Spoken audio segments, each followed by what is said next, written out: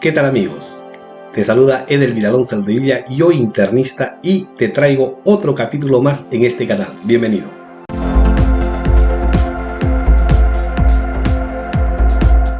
De la revista de la Asociación Latinoamericana de Diabetes, te traigo la guía sobre el diagnóstico, control y tratamiento de la diabetes tipo 2 del 2019 basada en la evidencia. Esta guía contiene 14 capítulos, de los cuales hoy te traigo el capítulo número 14. Este es el último capítulo en 3 o 4 desgloses relacionados a la enfermedad coronaria en el paciente con diabetes tipo 2. Acompáñame. ¿Qué vamos a tratar en este capítulo? Vamos a tratar preguntas relacionadas al riesgo cardiovascular global en una persona con diabetes. La primera pregunta es: ¿cuándo y cómo se debe evaluar el riesgo cardiovascular global en una persona con diabetes?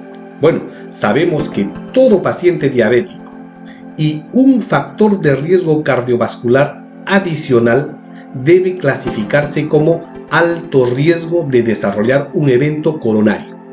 ¿Y qué es un factor de riesgo cardiovascular adicional? Aquel paciente cuya edad sea superior a 40 años, sea hipertenso, curse con microalbuminuria, además de esto tenga el hábito tabáquico y pueda ser dislipidémico. Entonces, cualquier riesgo cardiovascular adicional a un paciente con diabetes, a este se le clasifica como alto riesgo de desarrollar un evento coronario.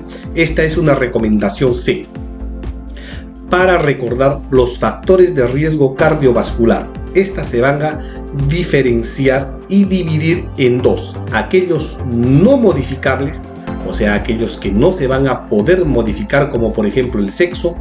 Si es masculino tiene mayor riesgo, la edad mayor de 45 en los varones, y en las mujeres aquellas que estén en la etapa posmenopáusica, los antecedentes familiares de cardiopatía isquémica precoz, o sea, aquellos cuyos padres han sufrido de una cardiopatía isquémica menores de 55 años en el varón y menores de 65 años en la mujer.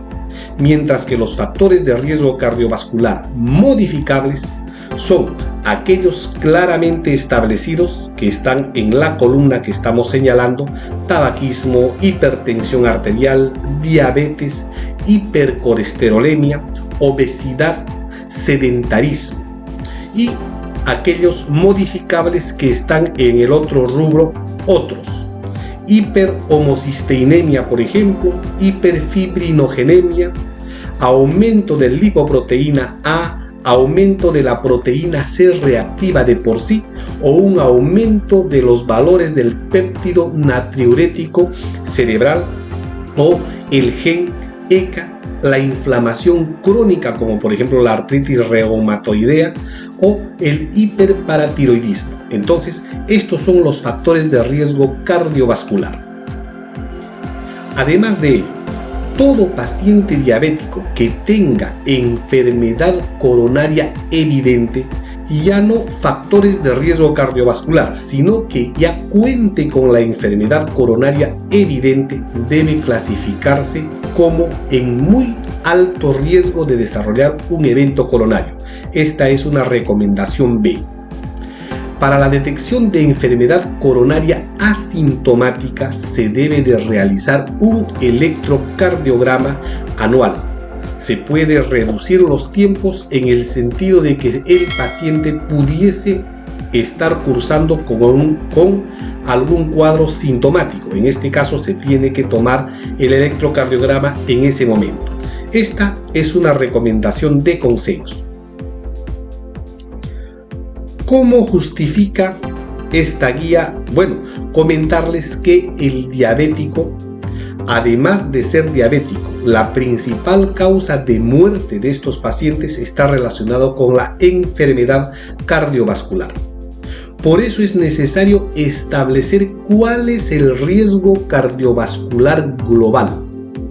¿Para qué? para que nosotros podamos incidir en el tratamiento y establecer y dirigir una terapia adecuada, de tal forma que se puedan alcanzar las metas a su categoría de riesgo. Entonces, el riesgo cardiovascular ya sabemos que son diversas, y esta guía rescata la guía de la Sociedad Europea de Cardiología respecto del riesgo cardiovascular y esa clasificación. Se debe hacer tamizaje para el diagnóstico precoz de la enfermedad arterial coronaria en personas adultas y diabéticas sin síntomas de insuficiencia coronaria. Esa es la pregunta. No se recomienda la tamización sistemática con estudios invasivos para enfermedad coronaria en pacientes con diabetes tipo 2 y estos sean asintomáticos. Esta es una recomendación B. ¿Cómo justifica este planteamiento la guía que estamos relatando? Bueno, al realizar estudios y escrutinio de enfermedad coronaria en diabéticos asintomáticos, esta no mejora desenlaces de morbimortalidad cardiovascular. También se debe tener en cuenta que la frecuencia de enfermedad coronaria no es diferente entre asintomáticos sin factor de riesgo cardiovascular o con uno solo. ¿Frente a quiénes? Frente a aquellos pacientes con 2 o más factores de riesgo cardiovascular. Entonces, ¿cuál sería la mejor opción? La mejor opción estaría asociada a la evaluación periódica de estos pacientes y los factores de riesgo cardiovascular. Adecuado control para alcanzar estas metas de tratamiento. Existe evidencia además que el control intensivo de los factores de riesgo cardiovascular pueden inducir, esta sí, la resolución de la isquemia miocárdica asintomática en pacientes diabéticos. El equipo de trabajo de servicios de prevención de Estados Unidos, por ejemplo, no recomienda realizar electrocardiograma en reposo o con ejercicio para predecir los eventos coronarios en adultos asintomáticos con bajo riesgo para enfermedad arterial coronaria. O sea, no recomiendan aún en pacientes con riesgo bajo, moderado o alto. O sea, es interesante la concepción que tiene este equipo de trabajo de servicios de prevención de Estados Unidos. Vamos a ver ahora qué comenta la Asociación Americana de Diabetes. Tampoco la recomienda. ¿Por qué? Porque no mejora el pronóstico.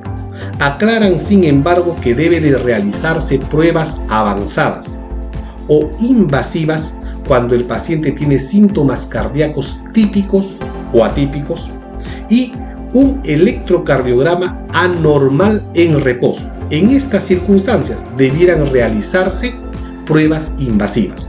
Además, si el paciente cursa con otra enfermedad vascular asociada, como por ejemplo enfermedad arterial periférica, ataque isquémico transitorio o enfermedad cerebrovascular propiamente dicha. La detección sistémica de isquemia silente en asintomáticos, que es un alto riesgo, no proporciona, sin embargo, mayor beneficio. Muy clara esta recomendación de la Asociación Americana de Diabetes del 2019. Otra guía, la guía de la Sociedad Europea de Cardiología del 2019, sin embargo, propone el escrutinio para enfermedad arterial coronaria. ¿En quiénes? En individuos asintomáticos con diabetes.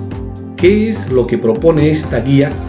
Propone realizar una evaluación electrocardiográfica en reposo. ¿En quiénes? En aquellos pacientes asintomáticos con diabetes. Es otra postura de la guía señalada. Ahora, ¿cuáles son las estrategias efectivas para prevenir enfermedad coronaria en pacientes con diabetes tipo 2? Bien, entonces hasta acá les traemos la primera parte del capítulo 14 relacionada al riesgo cardiovascular en el paciente diabético. Muchas gracias, nos vemos la próxima semana.